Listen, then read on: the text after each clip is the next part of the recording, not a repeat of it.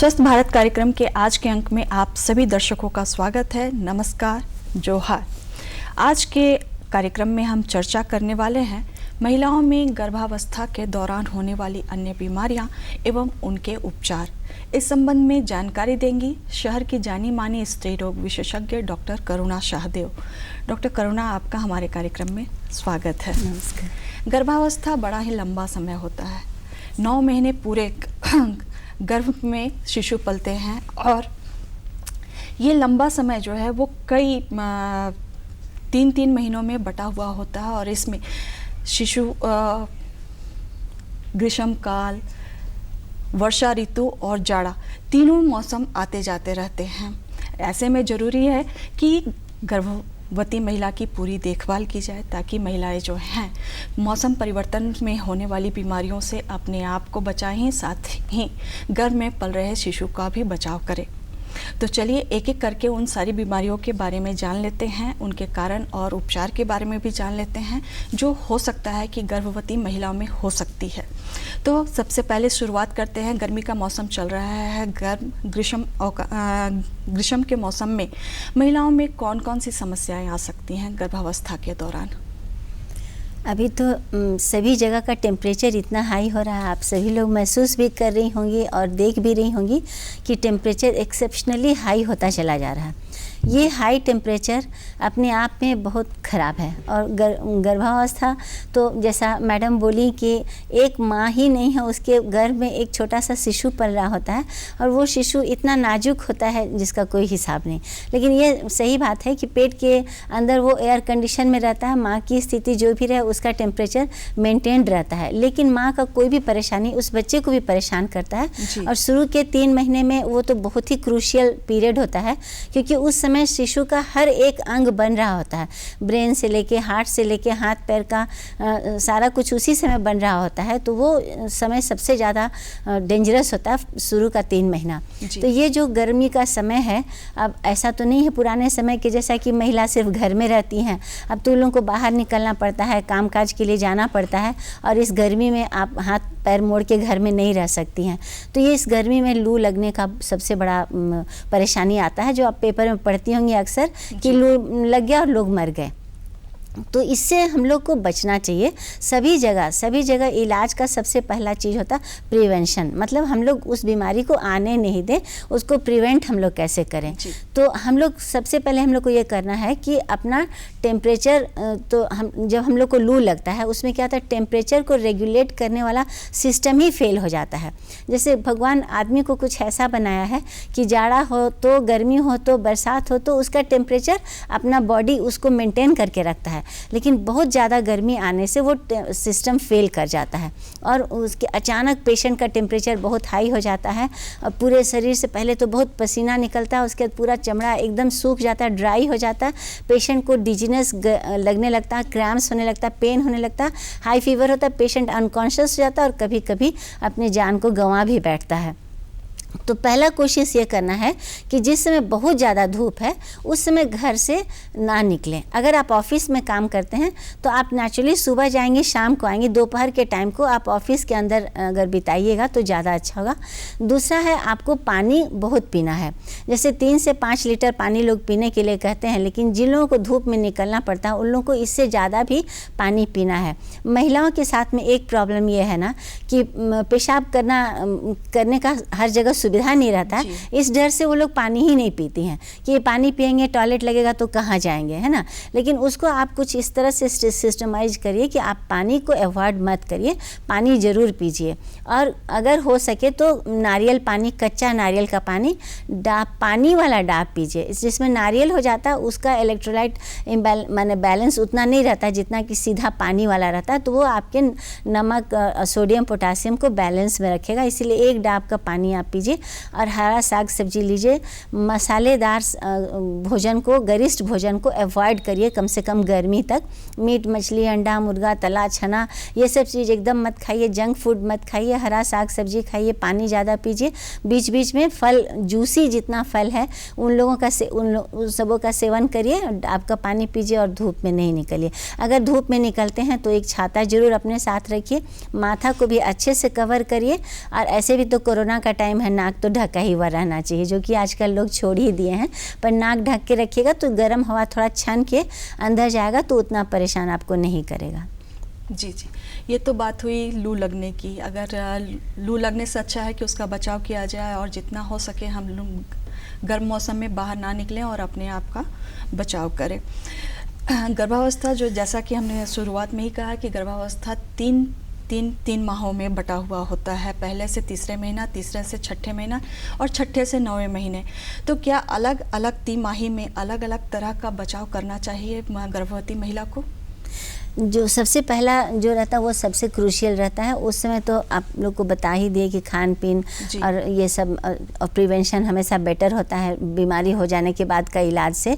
तो प्रिवेंशन को ध्यान में रखना, अच्छा से खान पीन खाना पीना है और इन सबों का ध्यान रखना है। लेकिन हर सेकेंड ट्राइमेस्टर सबसे बढ़िया रहता है जब मरीज का तकलीफ भी कम हो जाता है, और फिर थर्ड ट्राइमेस्टर जब पेट इतना निकल जाता है और शरीर का बनावट जो है वो लॉर्डोसिस हो जाता है, पेट ऐसे निकल जाता है, पीठ अजीब सा एक कंडीशन में आता है। उस समय भी पेशेंट को चलना उठना बैठना सब ही चीज़ में कठिनाई होता है।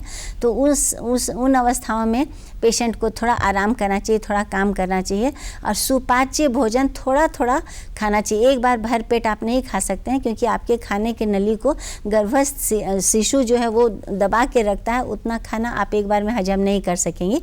तो सुपाच्य सादा भोजन खाइए, थोड़ा थोड़ा खाइए, बार बार लीजिए भोजन भले, और पानी ज़्यादा पीते रहिए।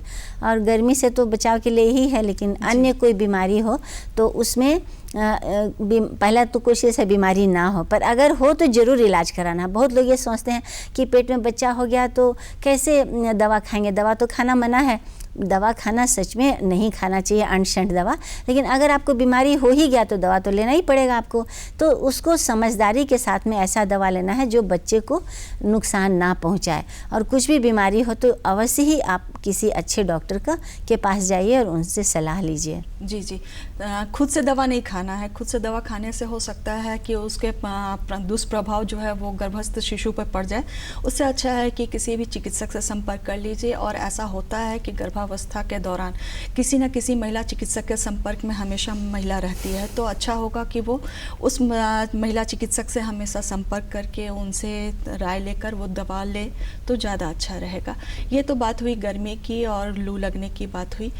इसके बाद देखा जाता है कि डेंगू मच्छर किसी को पहचान कर तो नहीं काटते हैं कि हाँ ये गर्भवती महिला है, इसे ना करें। और ये तो अगर ऐसे में गर्भवती महिला में डेंगू का असर दिखे तो उनको क्या करना चाहिए? देखिए, डेंगू मच्छर के काटने से होता है। ये बीमारी वायरल है ना। वायरस जो मच्छर के अंदर में रहता है, जब वो काटता है किसी भी आदमी को तो उसको डेंगू हो जाता है। काटने के 2 से 7 दिन के अंदर में डेंगू का लक्षण दिखना शुरू हो जाता है। एक ही बात है अच्छा कि डेंगू का मच्छर अक्सर दिन में काटता है, अधिकतर पैर के निचले हिस्से में काटता है। और डेंगू का मच्छर पनपता है साफ पानी में। बहुत लोग गमला में पानी डाल के छोड़ देते हैं, टायर है या कोई टूटा हुआ बर्तन है उसमें पानी रहता है। तो आपको ये ध्यान रखना पड़ेगा कि अपने आसपास ऐसे पानी को जमा होने ना दें। आप उस पानी को उलट के रखें उस बर्तन को, और जहाँ पानी जमा हो सकता है वहाँ मिट्टी तेल का स्प्रे कर दें, ताकि डेंगू से आपको डेंगू ना काट, मच्छर ना पैदा हो ना आपको काटे। लेकिन अगर आपको काट ही लिया और अगर आपको डेंगू हो ही गया तो आपको तुरंत इलाज कराना होगा। डेंगू 4 वैरायटी का होता है। डेंगू 1, 2, 3, 4। अधिकतर 2 या 3 वैरायटी का डेंगू एक साथ जब हो जाता है तो मरीज़ ज़्यादा सीरियस हो जाता है। अदरवाइज उतना ज़्यादा सीरियस हो जाता है। लेकिन डेंगू में फीवर हो जाएगा, पूरे देह हाथ में दर्द हो जाएगा, रैशेज़ आ जाएगा, कहीं कहीं से ब्लीडिंग होने लग जाता है, क्योंकि प्लेटलेट काउंट बहुत लो हो जाता है। सबसे ज़्यादा दिक्कत का बात यह है कि जब आपको डेंगू होता है तो आपके बच्चे में डेंगू ट्रांसमिट हो जाता है, और वो फिर बड़ा मुश्किल होता है, क्योंकि ऐसे डेंगू के कारण कोई कंजेनिटल एनोमली नहीं होता है। डेंगू टेराटोजेनिक नहीं है, लेकिन डेंगू के इफ़ेक्ट से जब माँ से डेंगू का असर बच्चे में पहुंच जाता है तो फिर बच्चे में भी एनीमिया, फीवर, हिपैटोमेगाली ये सब होने लग जाता है, और मल्टी सिस्टम फेलियर भी हो सकता है। इसीलिए डेंगू जब भी हो तो आप तुरंत इलाज कराएं, अच्छे डॉक्टर से मिलें, और तब फिर आपके लिए उतना कठिन नहीं होगा। जी जी, इसमें क्या संभावना होती है कि प्रसव जल्दी हो जाए? हाँ, जब कोई भी बीमारी अगर होगा तो एक सीरीज में क्या क्या होता है। पहला एबॉर्शन का चांस बढ़ जाता जी। है, दूसरा बच्चा IUGR हो जाता है, माने बच्चों को जितना ग्रो करना चाहिए वो नहीं ग्रो करता है, समय से पहले बच्चा हो जाता है। जी। और बच्चा जब भी प्रेगनेंसी होता है, माँ बीमार रहती है, तो मैंने समझिए कि सीरीज में गड़बड़ी शुरू हो गया है ना। जी। इसीलिए हर समय इलाज बहुत ज़रूरी है। जी जी, आपने कहा कि जैसे सीरीज़ में बीमारी शुरू हो जाती है, हो सकता है बच्चा जो है उसका संपूर्ण विकास ना हो, जल्दी प्रसव हो जाए, या हो सकता है कि गर्भपात हो जाए। तो हम जानते हैं कि गर्भावस्था कोई बीमारी नहीं है, लेकिन हाँ ये सृजन है, इसमें प्रकृति किसी चीज़ का संरचना कर रही है। तो ज़रूरी है कि वो जब सृजन हो रहा है तो उसमें हर अंग का संपूर्ण विकास हो, तभी जब शिशु प्रसव के बाद सही रूप में हमारे सामने आएगा। तो ज़रूरी है कि हम समय समय पर टीकाकरण करवाएं, डॉक्टरी जांच करवाएं, सोनोग्राफी करवाएं, या अगर कोई बीमारी हो जाए तो उसका सही एवं समुचित इलाज करवाएं। अब बात है मलेरिया की। अगर मलेरिया हो जाए गर्भवती महिला को, तो उसका क्या असर पड़ता है गर्भस्थ शिशु पे, और उसका क्या इलाज करवाना चाहिए?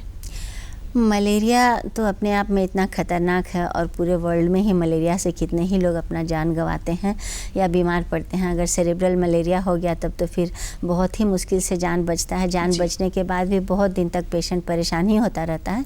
और मलेरिया में जो फैल्सीपेरम हो वो ज़्यादा डेंजरस होता है। और सबसे दुखद बात यह है कि मलेरिया का कोई भी दवा प्रेगनेंसी में सेफ़ नहीं है। जो थोड़ा बहुत हम लोग देते हैं वो क्लोरोक्विन और कुनेन का ही व्यवहार हम लोग प्रेगनेंसी में कर पाते हैं, नहीं तो उसका असर अच्छा नहीं होता है। मलेरिया क्या करता है ना कि जितने हम लोग के सेल में, हम लोग के ब्लड में RBC WBC होता है, सब RBC के सेल को वो तोड़ देता है, वो टूट जाता है। टूटने से क्या हो जाता है, पेशेंट एनीमिक हो जाती है, और उतना RBC एक साथ टूटता है तो पेशेंट को जॉन्डिस भी हो जाता है। और वो टूटा हुआ सेल जो है वो छोटे छोटे जो हम लोग के खून की नलियाँ जो होता है उसके माइक्रो न्यूट्रिशन को अफेक्ट करता है, क्योंकि वो वहाँ जाके उस नली को ब्लॉक कर देता है, तो वहाँ का सर्कुलेशन गड़बड़ा जाता है। इसी तरह प्लासेंटा, जिसके थ्रू माँ से बच्चा में जाता है ताकत, उस प्लासेंटल सर्कुलेशन को भी गड़बड़ा देता है, तो उस तरह से भी बच्चे को हार्म पहुँच जाता है। मैंने फिर वही कि या तो एबॉर्शन हो जाएगा, या IUGR मतलब बच्चा ग्रो नहीं करेगा, या समय से पहले डिलीवरी हो जाएगा, या बच्चा स्वस्थ नहीं रहेगा, या बच्चा को खुद अगर मलेरिया हो गया, माँ का मलेरिया बच्चा तक चलाया तो फिर बच्चा भी उसमें सफ़र करता है। जब माँ के लिए इतना परेशानी है तो बच्चा के लिए सोच सकते हैं कि कितना परेशानी है। तो इसीलिए मलेरिया को हम लोग को प्रिवेंट करना है, वो सबसे ज़रूरी है। लेकिन हो ही जाए तो फिर इलाज कराना है, गोली से नहीं होगा तो फिर IV क्लोरोक्विन वगैरह दे करके, कुनेन वगैरह दे करके इलाज करना पड़ता है। तो सबसे पहले हम लोग बचें कैसे, आप पूरा कोशिश करिए कि मच्छर से आप बचिए। अपने घर के खिड़की दरवाज़ाओं में जाली लगाइए कि मच्छर नहीं आए। अगर मच्छर आ ही गया तो उसको मारने का उपाय करिए। और हर समय तो मशहरी के अंदर कोई नहीं रह सकता है, तो कुछ लिक्विड आता है जैसे गुड नाइट का। आप ऐसे जगह जा रहे हैं जहाँ बहुत मच्छर है तो थोड़ा सा उस लिक्विड को लगाइएगा। उसका महक अच्छा नहीं है, उसका असर भी अच्छा उतना नहीं होता है शरीर के ऊपर, लेकिन कम से कम कुआं में गिरना है तो गड्ढा में गिरे वाली बात है। तो उस लिक्विड को आप लगाइए कि मच्छर के काटने से आप अपने को बचा सकिए। और मलेरिया हो ही गया तो उसका सिम्टम बहुत सभी लोग जानते हैं। जाड़ा दे के बुखार आता है, बहुत जाड़ा आता है, बहुत बुखार आता है, फिर बुखार उतर भी जाता है, मरीज बहुत कमज़ोर फील करने लगता है, लेकिन बुखार उतरने के बाद थोड़ा ठीक लगने लगता है, पर 24 से 48 घंटा में फिर से वही काम होने लग जाता है। तो आप साधारण ब्लड टेस्ट के थ्रू आप समझ जा सकते हैं कि मलेरिया है, तो डॉक्टर से आप तुरंत इलाज कराइए ताकि कम से कम आपका सेल बर्बाद हो, आपको एनीमिया नहीं हो, जॉन्डिस नहीं हो, और बाकी जो उसका बैड इफ़ेक्ट है उन सबों से आप अपने आप को बचा सकिए। जी जी, अभी आपने जिक्र किया जॉन्डिस का। अगर गर्भवती महिला में जॉन्डिस हो जाए तो उसके क्या लक्षण नज़र आएंगे? जॉन्डिस भी बहुत तरह का होता है ना, सर्जिकल जॉन्डिस, मेडिकल जॉन्डिस। तो अगर सर्जिकल जॉन्डिस हो जाता है, जैसे बहुत लोगों को स्टोन हो जाता है और जो बाइल निकलने का रास्ता रहता है उस रास्ते में स्टोन आ जाता है, तो वो बाइल नहीं निकलता है और उस बैक फ्लो जा कर के ब्लड में उस जॉन्डिस का इफेक्ट ले आता है। लेकिन उसको डायग्नोस हम लोग ऐसे कर सकते हैं कि पैखाना का रंग एकदम सफ़ेद हो जाता है, क्योंकि बाइल जो पैखाना का रंग ब्राउन कलर का, भूरे रंग का होता है, वो बाइल के कारण हो जाता है। लेकिन अगर पित्त के कॉमन बाइल डक्ट में स्टोन आ जाए और उसके कारण अगर जॉन्डिस होता है तो उसमें यही है कि पैखाना का रंग वाइट हो जाता है, तो आपको समझ में आ जाएगा। ऐसे जॉन्डिस का पहचान यही है कि सबसे पहले आँख का स्क्लेरा येलो हो जाता है और यूरिन येलो हो जाता है। यूरिन का कलर हो जाता है सरसों तेल के जैसा। ऐसे भी लोग जो कम पानी पीते हैं या कोई बी कॉम्प्लेक्स लेते हैं तो यूरिन का कलर येलो हो जाता है, मगर उस पेशेंट को कोई बीमारी का लक्षण नहीं रहेगा। अगर बी कॉम्प्लेक्स लेने के कारण किसी का यूरिन येलो है तो पेशेंट को कोई परेशानी नहीं रहेगा, लेकिन जॉन्डिस के कारण अगर यूरिन येलो है तो हर बार यूरिन येलो ही होगा। अगर विटामिन खाने से येलो कलर हो रहा तो वो सिर्फ जब बी कॉम्प्लेक्स लेगी उसके बाद का यूरिन येलो होगा, पर किसी को जॉन्डिस होगा तो उसको हर बार का ही यूरिन सरसों के तेल के जैसा हो जाएगा, एकदम वीकनेस लगने लगेगा, बुखार हो जाएगा, एकदम तबीयत खराब लगने लग जाएगा। तो आप आँख के ऊपर वाला भाग को देखिएगा तो उसमें पीलापन दिखेगा, तो आपको समझ में आ जाएगा कि हमको जॉन्डिस हो गया। फिर तुरंत आपको डॉक्टर के पास जाना होगा, ब्लड टेस्ट कराना होगा, और अगर जॉन्डिस है तो उसका इलाज कराना पड़ेगा। हम अपनी बात बता रहे हैं, इतना साल से प्रैक्टिस कर रहे हैं, फिर भी अभी तक अगर कोई प्रेग्नेंट लेडी अगर बहुत हाई जॉन्डिस लेके आती है तो एकदम दिल डर जाता है, इतना डर जाता है ना, क्योंकि उस जॉन्डिस को मैनेज करना और उस पेशेंट को बचाना और उसके साथ उस बच्चे को बचाना सब कुछ बहुत मुश्किल है था। थोड़ा बहुत का जॉन्डिस कोई दिक्कत नहीं करता है, लेकिन जैसे जॉन्डिस हाई होता है ना उसको मल्टी सिस्टम फेलियर में जाने लग जाती है। लीवर जो सबसे ज़रूरी चीज़ ऑर्गन का है सबको मेटाबॉलिज्म के लिए, वही जब बीमार हो जाता है तो उसको मतलब उस मरीज के लिए काफ़ी परेशानी है, और उस बच्चे को भी बचाना, माँ को भी बचाना बहुत परेशानी। इसीलिए जैसे थोड़ा सा ही यूरिन येलो होना, जैसे कोई भी बीमारी शुरुआत के दौर में उसको इलाज करना बहुत आसान हो जाता है, पर अधिकतर लोग मटियाते रहते हैं और इतना देर करके आते हैं। जब डॉक्टर भी अपना हाथ खड़ा कर देता है, डॉक्टर भी तो आदमी होता है, भगवान तो नहीं होता है ना, इसीलिए ज़रा जल्दी आने का कोशिश करिए। खास करके जब आपका गर्भावस्था है तब तो एकदम ही आप मटियाइए मत, और तकलीफ़ होते के साथ में आइए और डॉक्टर से मिलिए। जी, अभी हमने कहा कि गर्भावस्था कोई बीमारी नहीं है, लेकिन हमें हमेशा चौकन्ना रहना है, जागरूक रहना है कि हाँ हमारे शरीर में क्या परिवर्तन हो रहा है जो सामान्य है और क्या असामान्य परिवर्तन हो रहा है। अगर सामान्य से असामान्य स्थिति को हम पहचान लेंगे और तुरंत चिकित्सक से संपर्क करेंगे तो हो सकता है कि जच्चा बच्चा दोनों ही सुरक्षित रहें। साथ ही हम अपने कार्यक्रम में हमेशा चर्चा करते रहते हैं कि कोई भी बीमारी हो उसके शुरुआती लक्षणों को पहचानें, और किसी भी बीमारी की अगर शुरुआती लक्षण पहचान लेंगे और उसका इलाज कराएंगे तो 100% उसका इलाज संभव है। अब ये बातें हो गई हमारी, जैसे डेंगू की बात हो गई, मलेरिया की बात हो गई, लेकिन अगर गर्भावस्था में हम कुपोषण और एनीमिया की बात ना करें तो शायद ये चर्चा जो है वो अधूरी रह जाएगी। अगर कोई महिला कुपोषण से ग्रसित है तो उसमें कौन से लक्षण नज़र आएंगे और उसका क्या दुष्प्रभाव गर्भ में पल रहे शिशु पे पड़ेगा?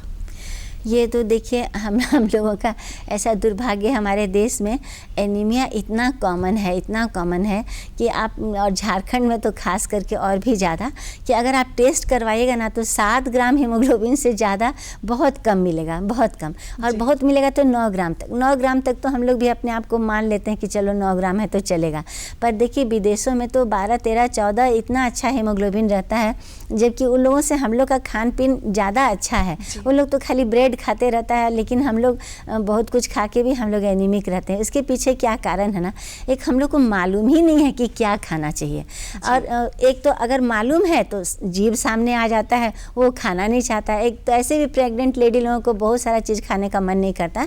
पर आप ये ना समझिए कि अब आप बच्चे नहीं हैं, आपको समझदारी दिखाना पड़ेगा कि एक बच्चा आपके पेट में पल रहा है जो जन्म होने के 6 महीना तक आयरन का कोई भी चीज़ उसको नहीं मिलेगा, वो केवल माँ के दूध में रहेगा, और दूध में आयरन नहीं होता है, इसीलिए वो माँ के पेट से अपने आयरन के स्टोर को मजबूत बना के उसको निकलना है।